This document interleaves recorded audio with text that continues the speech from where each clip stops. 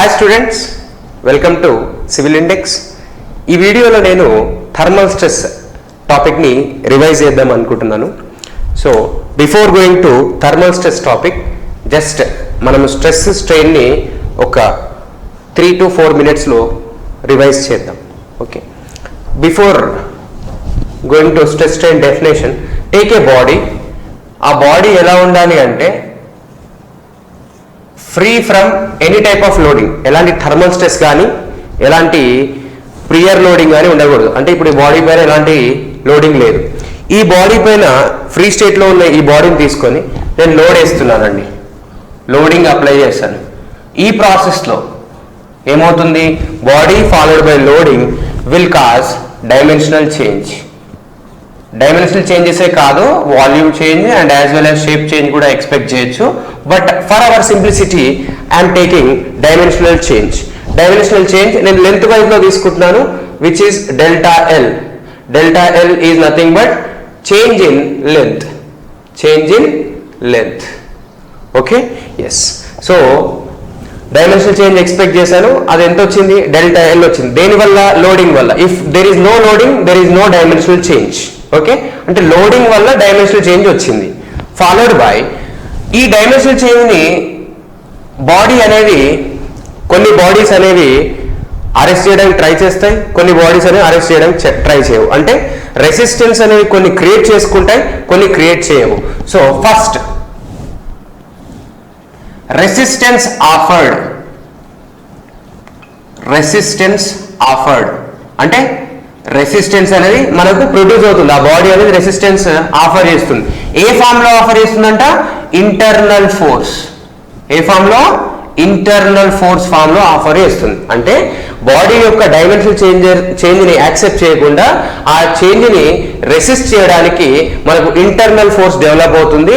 ఈ internal force per area will give the stress. ఈ internal force develop అవడం వల్ల మన బాడీలో స్ట్రెస్ జనరేట్ అవుతుంది. Okay, body loading followed by dimensional changes. So మన బాడీ అనేది రెసిస్టెన్స్ ని ఆఫర్ చేసింది, దానివల్ల ఆ బాడీలో ఇంటర్నల్ ఫోర్స్ జనరేట్ అయింది, నెక్స్ట్ స్ట్రెస్ వచ్చింది. So if you take this term dimensional change, you know this term very well. Strain. Strain is equal to delta L by L. Delta L by L at this in this situation, delta L by L is the change, strain. అంటే ఒక body పైన loading పడినప్పుడు dimensional change అనేది expect చేసినప్పుడు మనం strain ని accept చేస్తున్నాం. So ఈ strain delta L by L అనేది రెసిస్టెన్స్ ద్వారా, అంటే ఇంటర్నల్ ఫోర్స్ ని డెవలప్ చేసుకోవడం ద్వారా అరెస్ట్ చేయబడుతుంది. ఈ కంప్లీట్ గా ఈ స్ట్రెయిన్ అనేది అరెస్ట్ చేయబడుతుంది. అది ఏ ఫామ్ లో, ఎవరి వల్ల, ఇంటర్నల్ ఫోర్స్ వల్ల అరెస్ట్ చేయబడుతుంది. It is nothing but your stress. అంటే ఫైనల్ గా మనం ఏం చెప్పొచ్చు, ఒక బాడీ లోడింగ్ కి సబ్జెక్ట్ అయినప్పుడు ఫస్ట్ స్ట్రెయిన్ వస్తుంది, దీన్ని అరెస్ట్ చేయడానికి స్ట్రెస్ వస్తుంది. Right. Second type of body ఉందండి, దాంట్లో ఎలాంటి రెసిస్టెన్స్ లేదు, నో రెసిస్టెన్స్.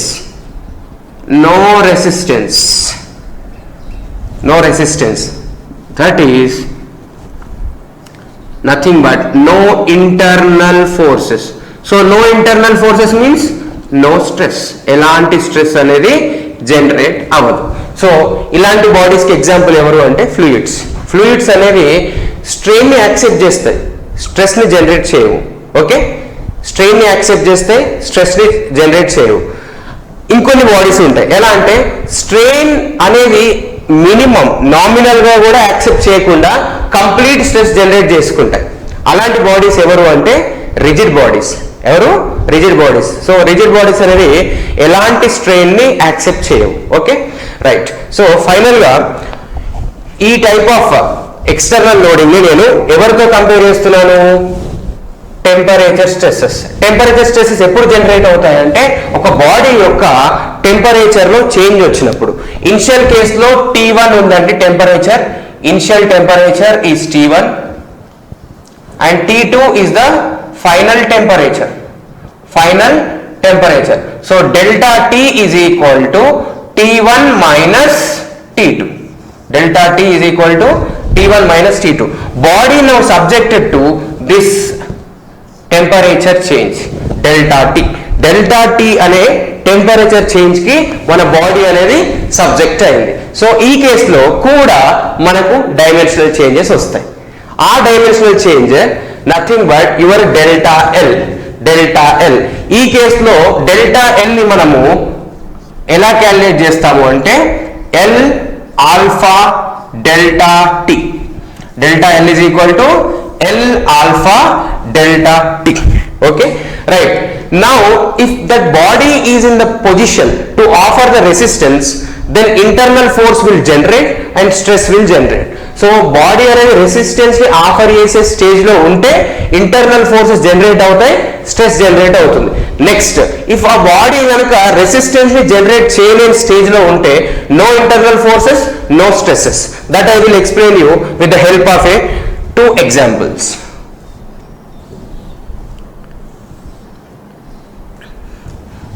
ఇదొక బాడీ అండి. So this is case 1. This is also body having same length.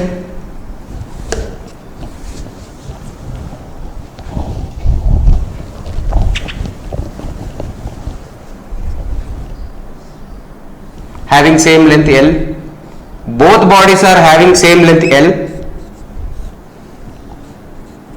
Same length L. But body 1 is free from any external support. But ఈ body మాత్రం 2 walls మధ్య ఫిక్స్ అయి ఉందండి. This is wall 1, this is wall 2. Okay, 2 గోడల మధ్య body 2 అనేది fix అయి ఉంది. ఓకే, ఇలాంటి కేసులో మీరు ఏం చేస్తున్నారు, ఈ 2 కేసెస్ కి కూడా కామన్ గా డెల్టా టీ అంటే టెంపరేచర్ చేంజ్ అనేది పాజిటివ్ గా ఇస్తున్నారు. పాజిటివ్ అంటే ఏంటి, ఇనిషియల్ గా తక్కువ టెంపరేచర్ ఉండి ఫైనల్ గా T2 మైనస్ T1 ఉంది డెల్టా టీ. సో ఇనిషియల్ గా తక్కువ టెంపరేచర్ ఉంది, ఫైనల్ గా ఎక్కువ టెంపరేచర్ ఉంది. సో అలాంటి టెంపరేచర్ చేంజ్ కి మీరు సబ్జెక్ట్ చేశారు. ఈ స్టేట్ లో మనకు జనరల్ గా 3 types of expansions ఎక్స్పెక్ట్ చేయొచ్చు. 3 types of expansions. One is free expansion. First ఏంటి, free expansion. Free expansion followed by actual expansion.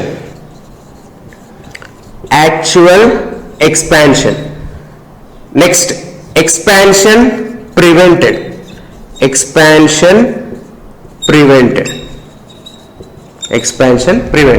ఈ 3 terms మనము చూడాలి. Now come here. Okay, first of all free expansion అంటే ఏంటో చూడండి. Free expansion అంటే ఏంటి అంటే ఆ బాడీ పైన ఎలాంటి ఎక్స్టర్నల్ సపోర్ట్స్ లేవు, అలాంటి కేసులో మనకు బాడీలో వచ్చే ఫ్రీ ఎక్స్పాన్షన్, ఆ ఎక్స్పాన్షన్ ఏమంటాము, ఫ్రీ ఎక్స్పాన్షన్ అంటాం. So now see here free expansion. ఇలాంటి బాడీ ఒకటి ఉందండి, let us take here L. ఈ బాడీ మీద ఎలాంటి ఎక్స్టర్నల్ సపోర్ట్స్ లేవు కదా. సో ఇలా ఫ్రీ స్టేట్ లో ఉన్న బాడీ అనేది ఎంత ఎక్స్పాండ్ అవుతుంది మనం ఆల్రెడీ డిస్కస్ చేసాం. ఎంత, L alpha delta tea. Followed by next ఏంటండి, actual expansion.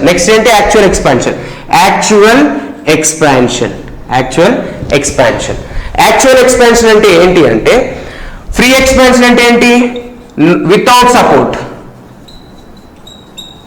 without support. Actual expansion అంటే ఏంటి అంటే with all supports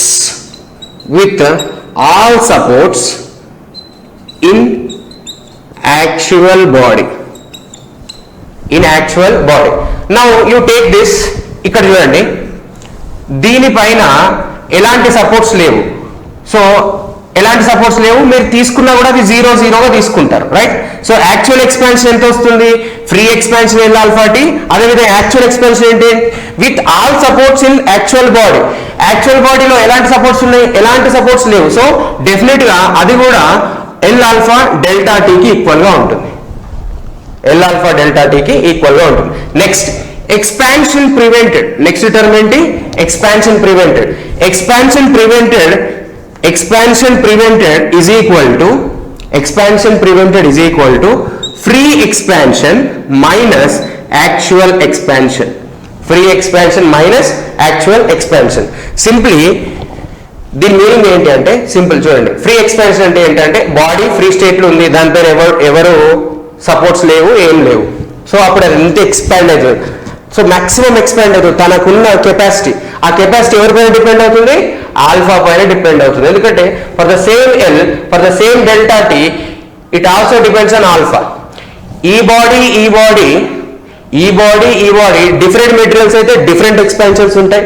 ఈ బాడీ సేమ్ మెటీరియల్స్ అయితే సేమ్ ఎక్స్పాన్షన్ ఉంటాయి. Okay, right. So L alpha T is the free expansion. And actual expansion అంటే ఏంటి? Free expansion అంటే ఏంటి? Without any supports. Actual expansion అంటే ఏంటి? ఆ బాడీ మీద ఉన్న అన్ని సపోర్ట్స్ ని తీసుకొని ఆ సపోర్ట్స్ ఎంత రెసిస్ట్ చేస్తున్నాయో చేయగా మిగిలిన ఆ బాడీలో వచ్చే ట్రూ ఎక్స్పాన్షన్ ని మనం ఏమనాలి? యాక్చువల్ ఎక్స్పాన్షన్ అనాలి. For the given body above this there is no support, so definitely L alpha delta T will be the actual expansion. Expansion prevented is equal to free expansion minus actual expansion. Now you take the values for the both. ఈ రెండిటికి ఈ values చూద్దాం. చూడండి, free expansion, దీనికి free expansion ఏంటి? Without supports L alpha delta T. Yes, correct.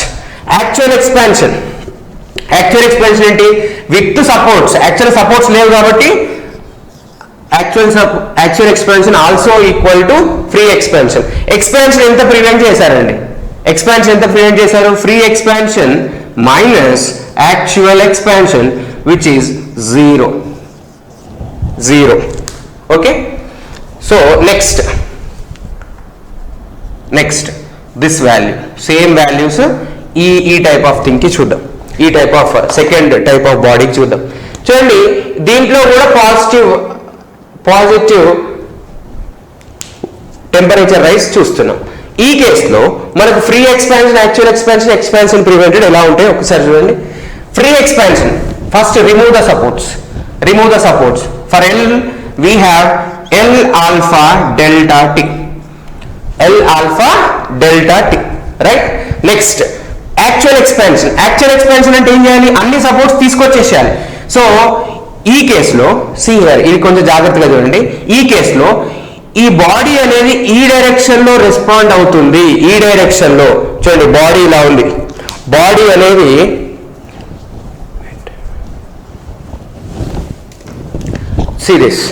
Body అనేది ఇలా ఉంది. ఈ డైరెక్షన్ లో టెంపరేచర్ చేంజ్ వల్ల ఇది అనేది దీని ఫ్రీ ఎండ్స్ కి అది ఏం చేస్తుంది? జనరల్ గా ఎక్స్పాండ్ అవ్వడానికి ట్రై చేస్తుంది. కానీ నా ఫిక్సిడిటీ వల్ల, నాకున్న ఈ వాల్ ఫిక్సిడిటీ వల్ల ఏమవుతుందంట? ఈ ఎక్స్పాన్షన్ అనేది అరెస్ట్ చేయబడుతుంది. సో యాక్చువల్ ఎక్స్పాన్షన్ ఎంత అవుతుందో ఒకసారి చూడండి.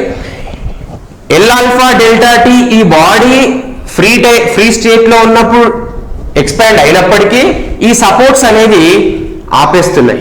ఎంత ఆపేస్తున్నాయి అంటే యాక్చువల్ ఎక్స్పాన్షన్ ఎంత ఉంటుంది? 0. ఎందుకు? Due to its fixity. ఈ ఫిక్సిడిటీ వల్ల ఈ బాడీని డైమెన్షన్ చేంజెస్ అనేవి కానివ్వరు. రైట్? ఎక్స్పాన్షన్ ప్రివెంటెడ్ ఎంత అవుతుందండి? L alpha delta tea, right, L alpha delta T minus 0. L alpha delta T minus 0, which is nothing but L alpha delta T. Now you compare these two. ఈ రెండు కేసులు ఇక్కడ compare చేయండి. First case 1 free expansion, actual expansion తర్వాత expansion prevention ఎంత అండి? Expansion prevented 0. Expansion prevented 0 అంటే ఏ కేసుకి వస్తుంది? నో రెసిస్టెన్స్ కేసుకి వస్తుంది. సో 0 అంటే ఈ కేసు అనేది ఫస్ట్ దానికి ఈక్వల్ గా ఉంది.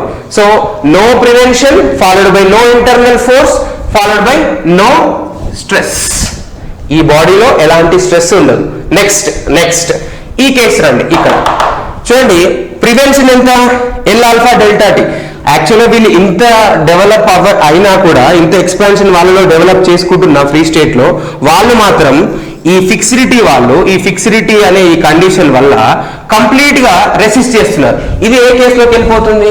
రెసిస్టెన్స్ ఆఫర్ కేసులోకి వెళ్ళిపోతుంది. ఏ కేసులోకి వెళ్ళిపోతుంది? రెసిస్టెన్స్ ఆఫర్డ్ కేసులోకి వెళ్ళిపోతుంది. ఈ కేసులో స్ట్రెస్ అనేది జనరేట్ అవుతుంది.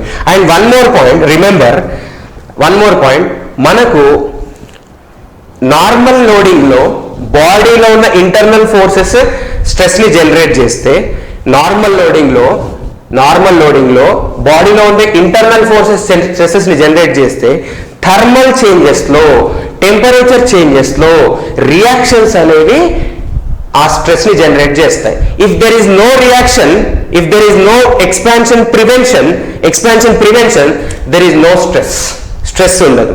దానికి 2 ఎగ్జాంపుల్స్ చూద్దాం. ఒక 2 ఎగ్జాంపుల్స్ చూద్దామండి. Just give one second.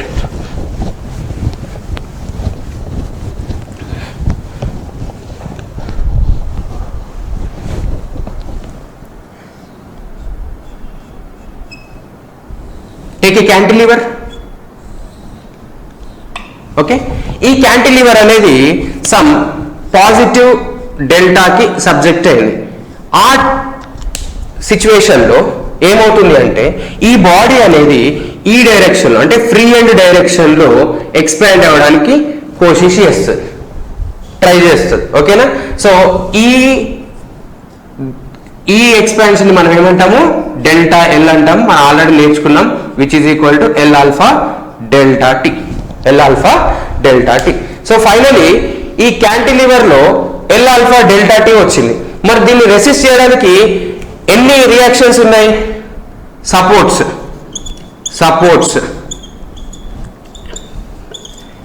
At A, support at B లేదండి. Support at B is not there, right? So even though మనకు ఫిక్స్డ్ పాయింట్ అనేది, ఫిక్స్డ్ లొకేషన్ అనేది ఏ దగ్గర ఉన్నప్పటికీ బి దగ్గర లేకపోవడం వల్ల ఈ డైరెక్షన్ లో ఎక్స్పాండ్ అయింది. సో మీరు ఈ ప్రాబ్లం కి మీరు ఫ్రీ ఎక్స్పాన్షన్ క్యాలిక్యులేట్ చేస్తే ఎల్ ఆల్ఫా డెల్టా టీ వస్తుంది. అదేవిధంగా యాక్చువల్ ఎక్స్పాన్షన్ క్యాలిక్యులేట్ చేస్తే ఎల్ ఆల్ఫా డెల్టా టీ వస్తుంది.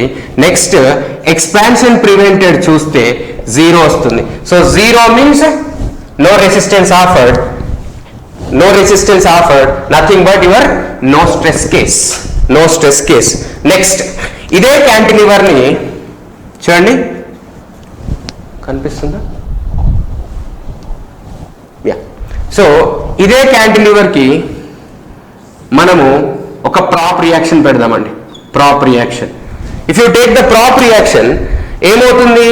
Support set, prop reaction with hinge, remember prop reaction with hinge, okay? Supports at A is okay, support at B also okay, because B will offer the resistance to horizontal movement. ఈ direction లో ఇదిగోండి, ఇక్కడ RA, ఇక్కడ RB. So ఈ 2 reactions ఉండడం వల్ల ఇది expansion prevented is equal to L alpha delta టీకి ఈక్వల్ గా ఉంటుంది. ఇది ఏ కేసులోకి వెళ్ళిపోతుంది? రెసిస్టెన్స్ ఆఫర్డ్ లోకి వెళ్ళిపోతుంది. So similarly just you go through the fixed beam also. ఇంకా ఇది ఫిక్స్డ్ బీమ్ అయితే మీకు తెలుసు, ఆల్రెడీ ఇక్కడ చెప్పాను. సో ఇది ఏ కేసులోకి వెళ్ళిపోతుంది? స్ట్రెస్ జనరేషన్ లోకి వెళ్ళిపోతుంది. అంటే మీరు అబ్జర్వ్ చేస్తే cantilever with hinge, cantilever with another fixed end, అంటే సింప్లీ ఫిక్స్డ్ ఎండ్ చేస్తే అవి స్ట్రెస్ జనరేషన్ లోకి వెళ్ళిపోతాయి. ఓన్లీ ప్యూర్ క్యాంటిలివర్ అనేది no stress generation for the thermal stress కేసులోకి వెళ్ళిపోతుంది, రైట్? సో అదే విధంగా ఇంకొకటి చూడండి, క్యాంటిలివర్ విత్ రోలర్. సో ఈ సిచ్యువేషన్ లో ఏమవుతుంది? బాడీ అనేది టెంపరేచర్ చేంజ్ కి సబ్జెక్ట్ అయినప్పుడు, ఈ బాడీ అనేది ఈ డైరెక్షన్ లో మూవ్ అవ్వమని చెప్తుంది. కానీ రోలర్ కి హారిజాంటల్ మూవ్మెంట్ ని ఆపే కేపబిలిటీ లేదు కాబట్టి రోలర్ కూడా ఈ డైరెక్షన్ లో మూవ్ అవుతూ ఉంటుంది. ఈ డైరెక్షన్లో మూవ్ అవుతూ ఉంటుంది. అంటే ఇదే కేసులోకి వస్తుంది, నో స్ట్రెస్ కేసులోకి వస్తుంది, రైట్. ప్రాపర్ క్యాంటిలివర్లో hinge stress generation and roller with roller no stress generation. Cantilever purely no stress generation. Fixity purely stress generation. Okay, these points. Next, simply supported చూద్దాం. Just wait. ఎలాగో ఇది finish చేసాం కదా, simply supported.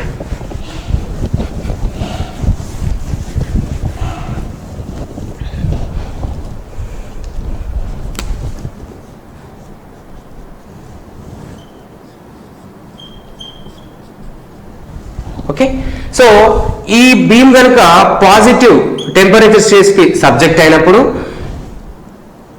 ఈ beam అనేది expand అవ్వమని చెప్తుంది దీన్ని ఇలా. కానీ హింజ్ అనేది ఏం చేస్తుంది, ఈ డైరెక్షన్ లో రియాక్షన్ ప్రొడ్యూస్ చేస్తుంది, విచ్ ఈస్ ఆర్ఏ. ఓకే, కానీ రోలర్ అనేది ఈ డైరెక్షన్ లో రియాక్షన్ ప్రొడ్యూస్ చేయలేదు. ఎందుకు?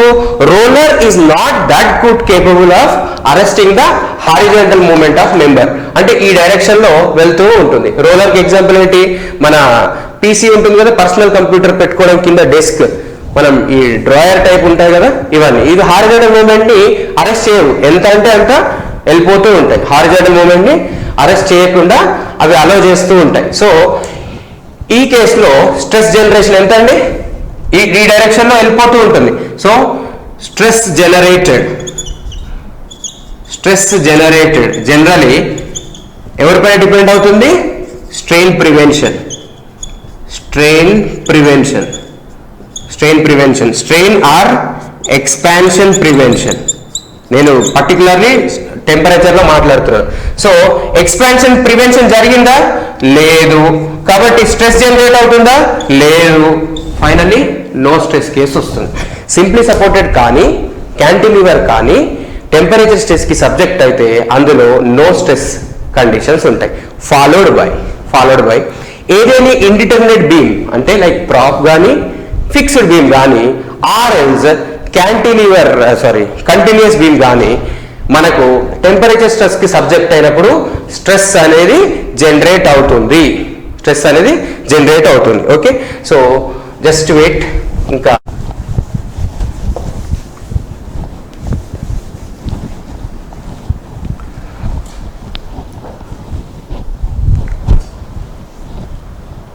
so till now we are discussing about the temperature strain, temperature elongation. So now we are here to find the strain. So what is mean by strain? Strain is equal to delta L by L, right? So if this value is elongation due to the thermal difference and this is original length before temperature stress, this is a strain. Next, if we need stress, this is very important parameter in thermal stress. So we know that strain ని prevent చేయడానికి stress వస్తుంది. అంటే stress is proportional to strain prevention. Strain ఎంత ఎక్కువగా prevent చేస్తే అంత stress generate అవుతుంది బాడీలో అని, right? So strain prevention. So this I will put the equation as hooks law. Okay, so sigma is equal to E into strain prevention. Okay, so E is equal to strain prevention అంటే ఏంటి, expansion prevention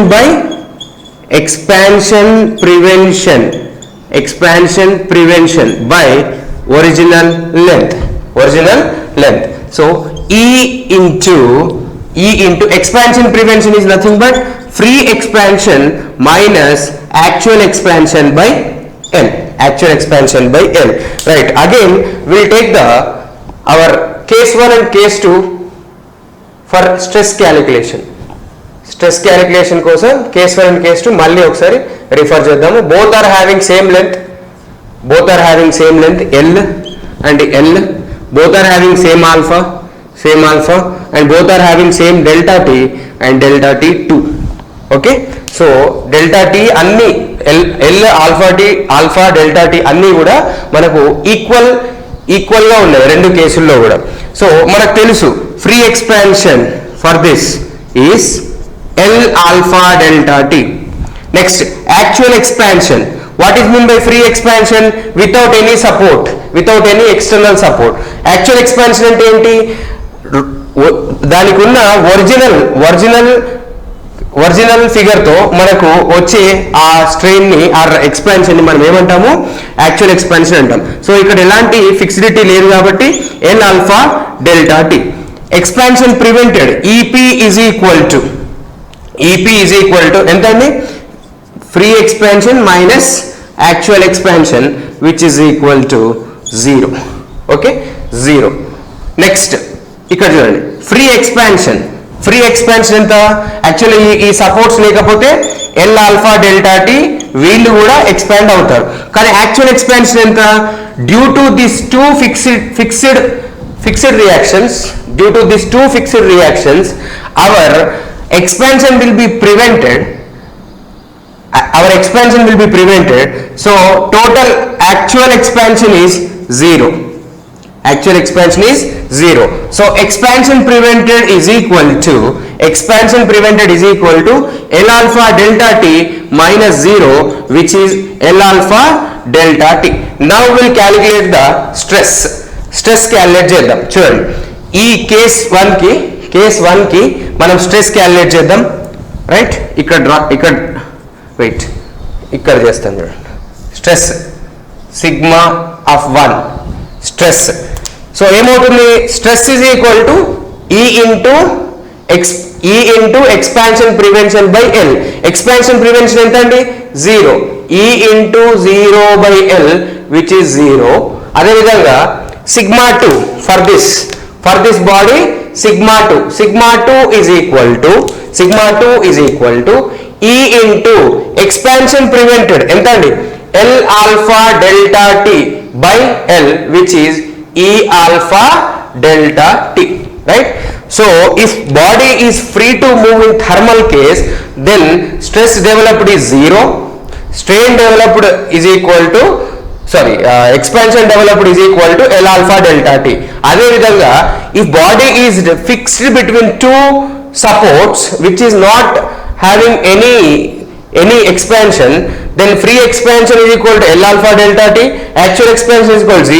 So expansion prevent is equal to L alpha delta t minus 0, which is L alpha delta t is the total expansion prevention. అందులో stress ఎలా వస్తుంది? Sigma 2 is equal to E alpha delta t వస్తుంది. అదేవిధంగా first కేసులో 0 వచ్చింది. అంటే ఈ sigma 1 అనేది ఇప్పుడు ఏ కేసులోకి వెళ్ళిపోయింది?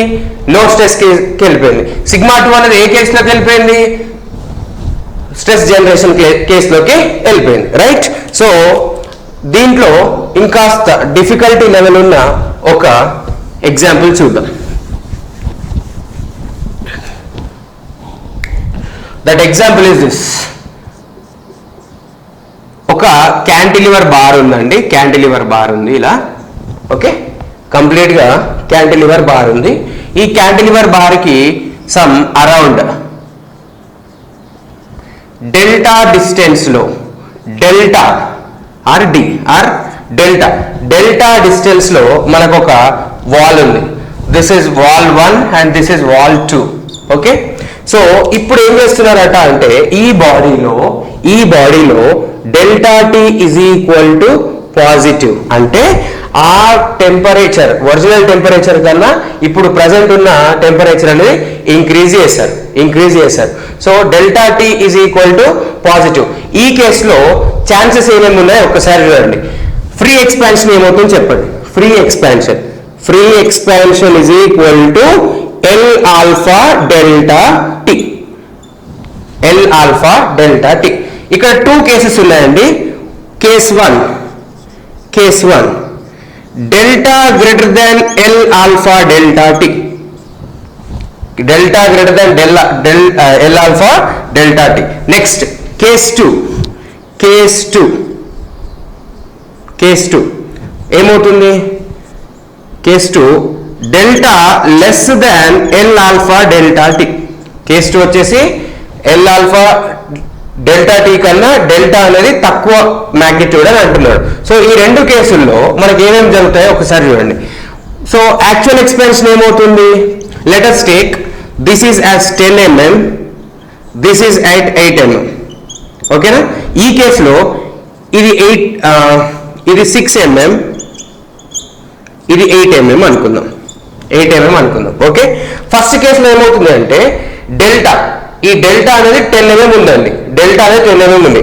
మన బార్ ఫ్రీ ఎక్స్పాన్షన్ ఎంత వరకు పాసిబిలిటీ ఉంటుందంట, 8 mm వరకు పాసిబిలిటీ ఉంటుంది. అంటే 8 mm తర్వాత దాని ఎక్స్పాన్షన్ ఆగిపోతుంది. అంటే దాని మీనింగ్ ఏంటి, 10 mm దూరంలో ఉన్న వాల్ కి టచ్ అవ్వట్లేదు అంటే ఎలాంటి రియాక్షన్ అనేది ప్రొడ్యూస్ అవ్వదు. అవుతుందా? అవ్వదు. సో యాక్చువల్ ఎక్స్పాన్షన్ ఏమవుతుంది ఈ కేసులో, యాక్చువల్ ఎక్స్పాన్షన్ ఏమవుతుంది, L alpha delta tea. Next expansion prevented, expansion prevented ఎంత అండి, ఎక్స్పాన్షన్ ప్రివెంటెడ్ ఎంత, free expansion minus actual expansion which is L alpha delta T minus L alpha delta tea which is 0. ఎంత, overall గా 0, right? So ఈ కేసులో sigma, sigma ఏమవుతుంది, sigma is equal to ఈ into expansion prevented by L. Expansion prevented ఎంత, 0. So overall product ఎంత, 0. అంటే case 1, in case delta కన్నా మన ఫ్రీ ఎక్స్పాన్షన్ తక్కువగా ఉంటే అందులో ఎలాంటి స్ట్రెస్ జనరేట్ అవ్వదు. ఎందుకు అంటే ఈ బార్ అనేది ఇక్కడ నుండి ఇక్కడికి వచ్చేసరికి దాని యొక్క ఫుల్ ఎక్స్పాన్షన్ అయిపోతుంది, దాని యొక్క ఫుల్ ఎక్స్పాన్షన్ కంప్లీట్ అయిపోతుంది. ఓకే, సో ఈ బార్ అనేది ఇక్కడ నుండి అంటే తన ఫ్రీ ఎండ్ నుంచి 10 mm 8 mm మాత్రమే ఎక్స్పాండ్ అవ్వగలదు. కానీ రెండింటి మధ్య డిస్టెన్స్ ఎంత, 10 mm. కాబట్టి 8 mm వరకు తను ఎలాంగేట్ అవ్వగలదు కాబట్టి 8 mm దగ్గర వచ్చి ఆగిపోయింది. అదే కేస్ 2కి వచ్చేసరికి రివర్స్. కేస్ 2లో ఏంటి అంటే ఈ డిస్టెన్స్, ఈ రెండింటి మధ్య డిస్టెన్స్ 6 mm అండి, ఈ రెండింటి మధ్య డిస్టెన్స్ 6 mm. కానీ ఇది ఎలాంగేట్ అవ్వడానికి ఎంత ఎంత magnitude తెచ్చుకుంటుంది, 8 mm of magnitude తెచ్చుకుంటుంది.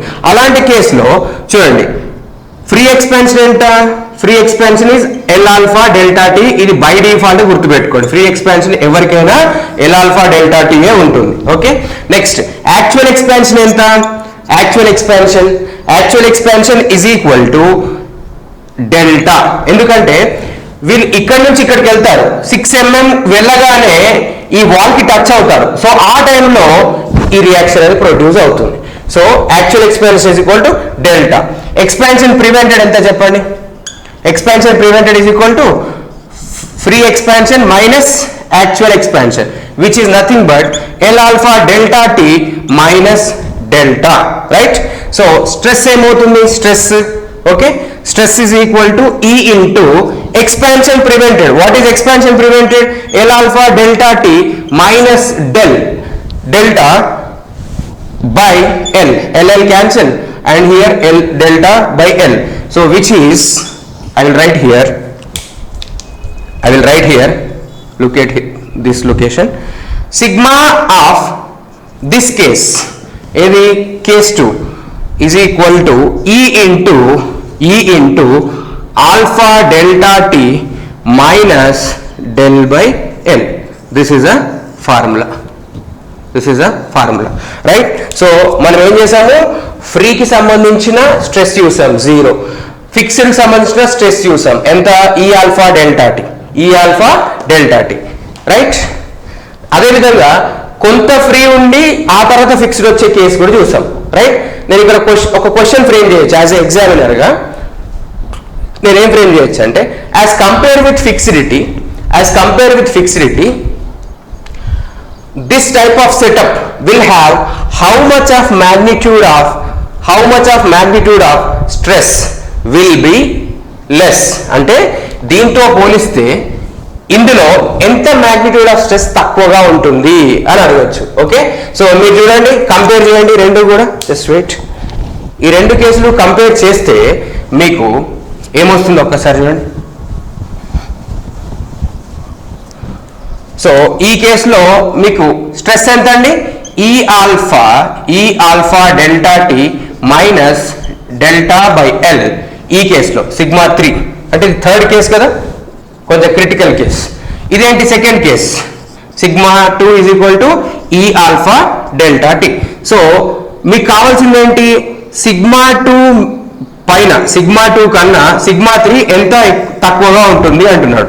So E alpha delta T minus E alpha delta T minus E into alpha delta T minus delta by L. So దీంతో పోలిస్తే ఇక్కడ డెల్టా బై ఎల్ ఈ into ఈ స్ట్రెస్ తక్కువగా ఉంటుంది. Delta by L into E delta by L into ఈ stress తక్కువగా ఉంటుంది. So this is our thermal stresses. Thank you for watching. If you are new to channel, please subscribe and share with our civil engineering community.